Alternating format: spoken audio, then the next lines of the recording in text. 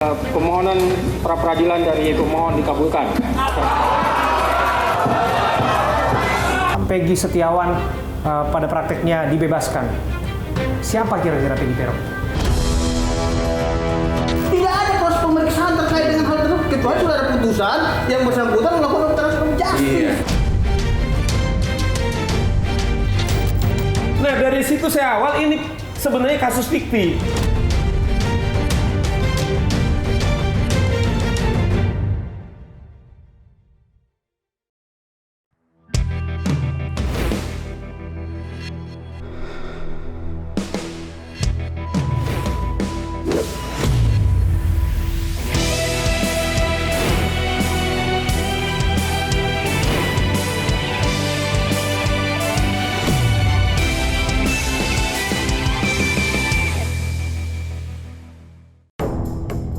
Satu, mengabulkan permohonan pra peradilan pemohon untuk seluruhnya. Dua, menyatakan proses penetapan tersangka kepada pemohon berdasarkan surat ketetapan nomor Estaf garing 90 garing 5 Romawi garing Res 124 garing 2024 garing Diskreskrimum tanggal 21 Mei 2004 atas nama Peggy Setiawan beserta surat yang berkaitan lainnya dinyatakan tidak sah dan batal demi hukum.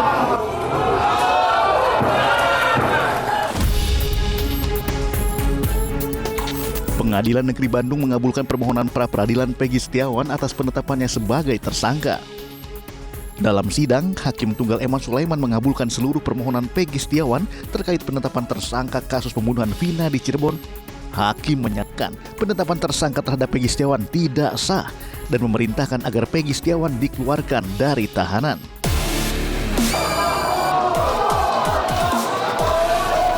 Menyambut putusan hakim, tangis haru menyelimuti Kartini, ibunda Peggy Setiawan, setelah mengetahui hakim mengabulkan permohonan Peggy Setiawan.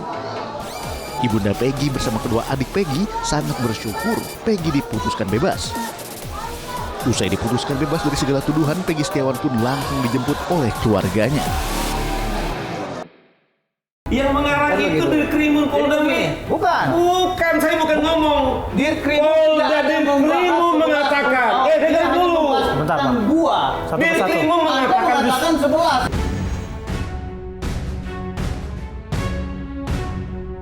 8 Juli 2024 kelihatannya menjadi momen bersejarah dalam proses penegakan hukum di Republik ini.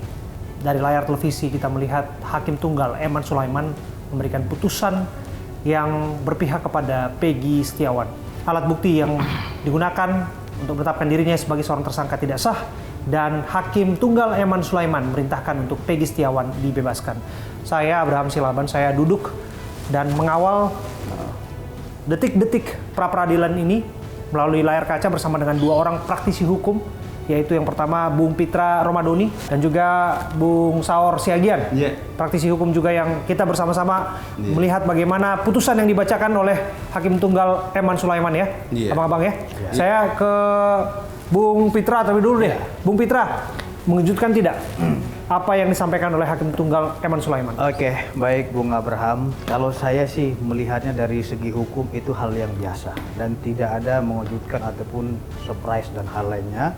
Itu merupakan salah satu bentuk koreksi kepada kinerja kepolisian untuk lebih teliti lagi ke depannya. Dalam artian, dengan adanya putusan pra-peradilan ini, hakim telah memberikan pengawasan kepada penyidik. Jadi terkait dengan beliau dibebaskan dan itu merupakan suatu konsekuensi daripada putusan.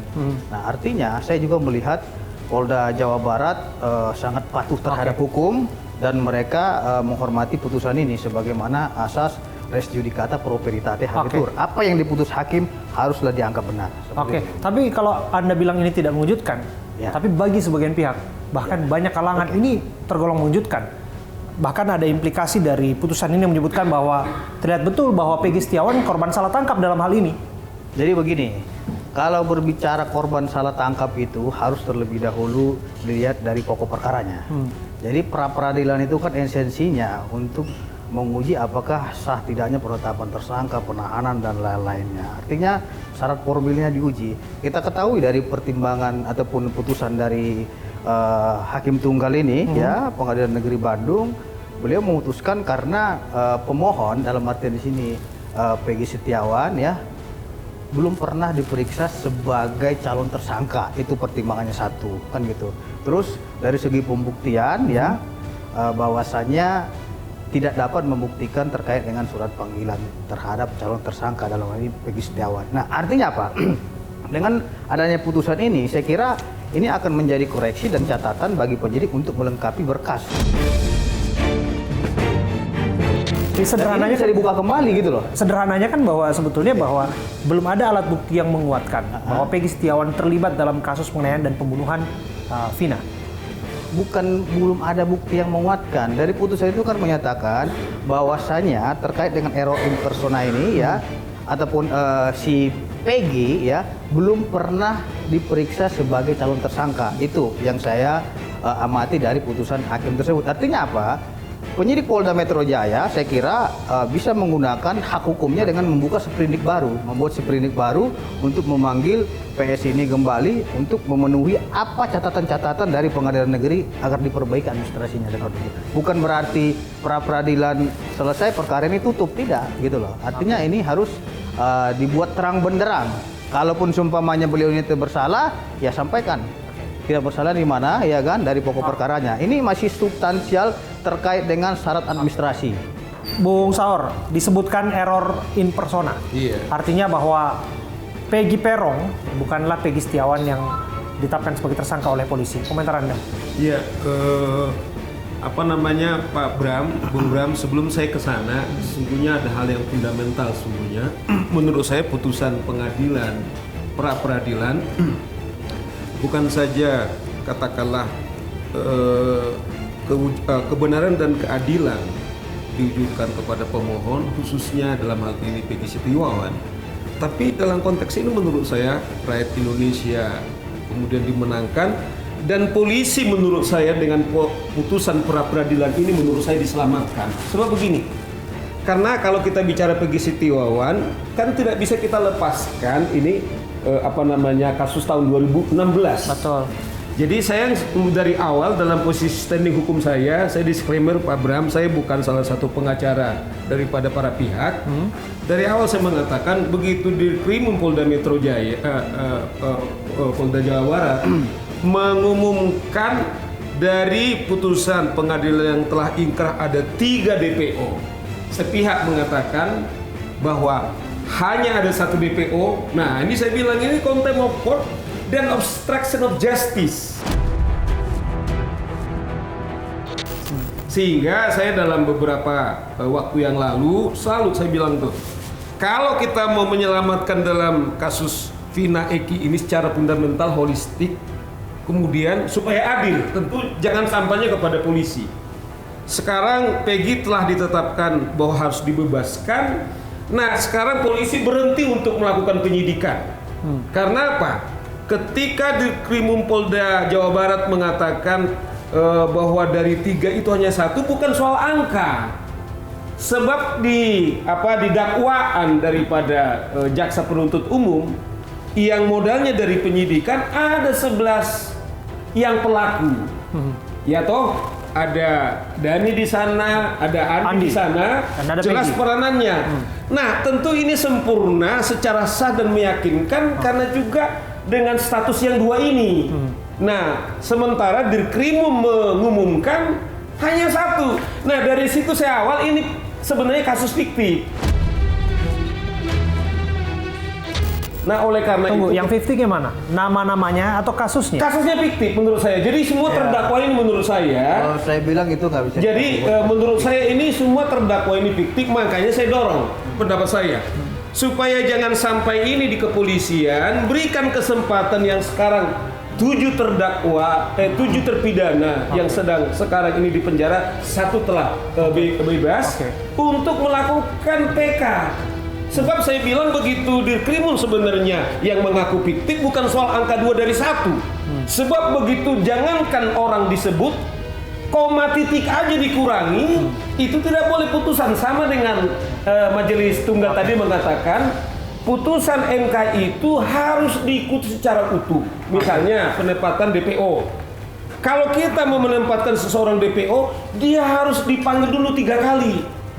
harus dipanggil dulu 3 kali, kecuali 3 kali dia tidak bisa dipanggil. Betul. Baru sah untuk mendaftarkan Menetapkannya. DPO. Nah, Jadi, artinya yang dua yang kita bayangkan dari dan Andi, Oke. analisis saya juga pasti seperti ini Oke, gitu. katakanlah kemudian bahwa 2 orang itu tidak eksis ataupun 3 orang ini fiktif. Iya. Lantas bagaimana Anda mencoba mengambil kesimpulan bahwa kasus ini fiktif? Jadi gini, Sementara kan ini ada bersama-sama. korban. Pasalnya kemudian juga- merencanakan pembunuhan serta pemerkosaan dengan junto pasal 55. Iya. Oke. Jadi yang 11 ini adalah sempurna untuk melakukan. Oke. Dani, Andi juga peranannya sangat besar sekali. Nah, tiba-tiba orang ini tidak ada, menurut polisi adalah fiktif, berarti kasus ini kasus fiktif. Karena Menurut Anda fiktif itu tidak ada penganiayaan, tidak ada pemerkosaan? Enggak, artinya orang-orang ini semua adalah fiktif, bukan saja yang 3 ini. Ketika Dirkrimum mendeklar Oke. 2 dari 1. Karena apa? Andi dan Dani itu peranannya besar sekali. Itu putusan pengadilan gitu loh. Nah, oleh karena itu putusan yang sekarang ini, Oke. oleh karena ini adalah semua tersangka ini bukan saja 3 Oke. yang DPO, tetapi yang 11 ini adalah Oke. fiktif. Oke, berarti saya bisa ambil kesimpulan error in personanya bukan hanya Peggy Setiawan, tapi Jadi, bisa begini. keseluruhan termasuk terpidana, Bung Bung Pitra. Abraham, kalau saya menanggapi Bung Saur ini, saya lihat ini Bung Saur ini hanya asumsi saja dan mengarang cerita. Enggak, Begini, asumsi. Bung Saur. Enggak. Karena kenapa saya bilang Bung Saur hanya mengarang cerita dengan menyebut 11 ini fiktif. Yang mengarang Kan itu begitu. Dirkrimum Polda Bukan. Bukan, saya bukan ngomong. Dirkrimum Polda tidak ada Dirkrimum membahas mengatakan. sebelas. Dengar dulu. Sebentar, Bang. Dua. Satu persatu. Dirkrimum Anda mengatakan mengatakan 11. Jangankan Artinya apa? Jangankan 2. Kita telah melalui proses hukum ini. Kita harus Jangankan menghormati. dua. Oke, kita sepakat ya. Iya.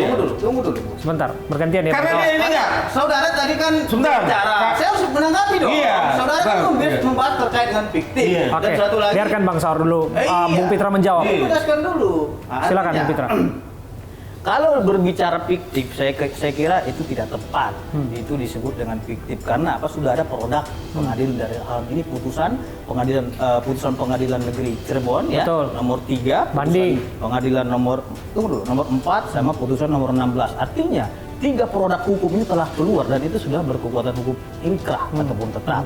Kalau kita bilang fiktif, berarti proses persidangan di dalam pengadilan negeri, baik proses penyidikan, penuntutan itu tidak benar. Nah, jadi Artinya gini, apa? Begini, jangan lama-lama kau. Tunggu dulu. Iya. Ya, Bung Saur ini ngegas terus. Bukan. Iya kan? Satu persatu ya. Ini harus dijelaskan. Oke, langsung Bung Saur to the point. tadi mengatakan obstruction of justice. Bung Saur ini terlalu dini menyimpulkan suatu perkara dan mengatakan orang obstruction of justice.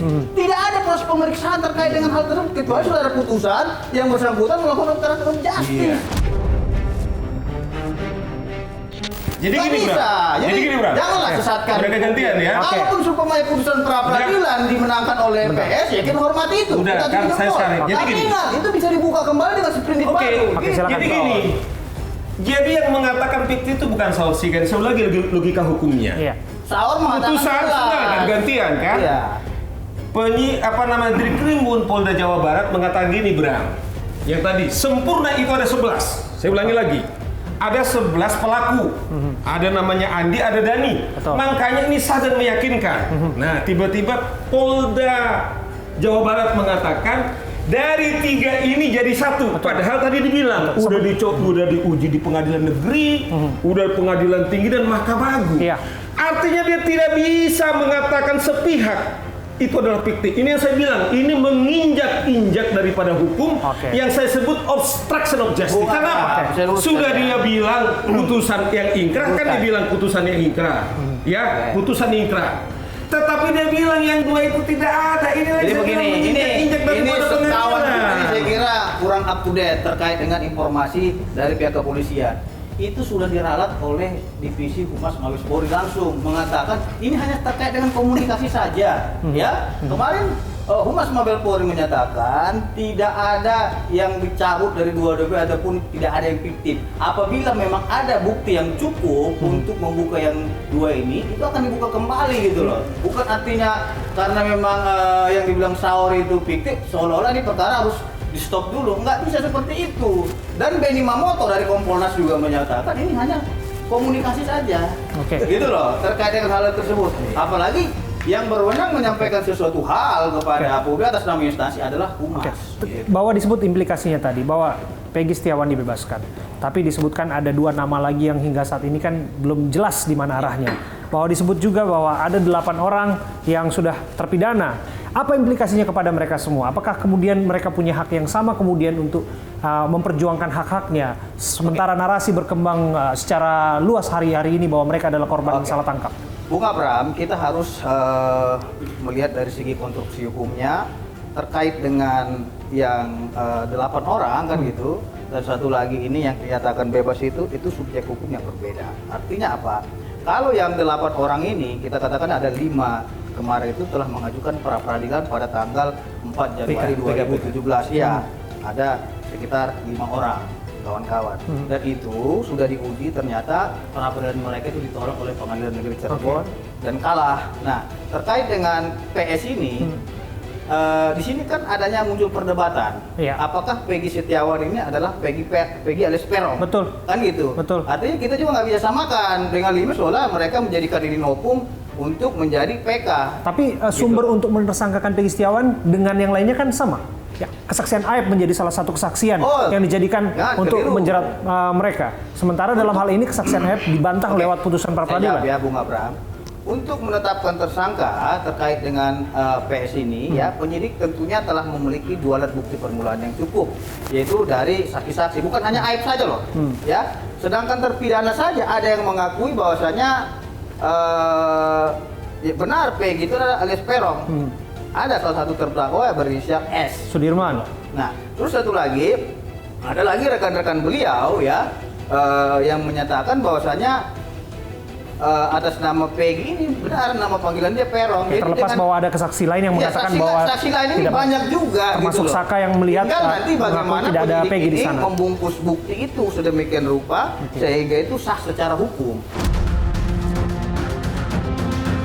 Nah, itulah yang diuji oleh rekan-rekan pemohon dari tim kuasa hukum Peggy Setiawan. Saya kira itu sah-sah saja, kalaupun sumpamanya kalah Polda Jawa Barat, itu merupakan bahan catatan dan koreksi untuk memperbaiki dan berbenah terkait dengan administrasi penyidikannya ini. Bukan terkait pokok perkara yang dibahas ini. Apakah ada implikasinya ke arah sana, Bung Saur? Jadi Mengingat ini, bahwa kesaksian Aib ini dijadikan menjadi kesaksian menersangkakan para tersangka termasuk terpidana yang saat ini sudah ada di masa tahanan. Peggy Setiawan pada prakteknya dibebaskan. Siapa kira-kira Peggy Peron?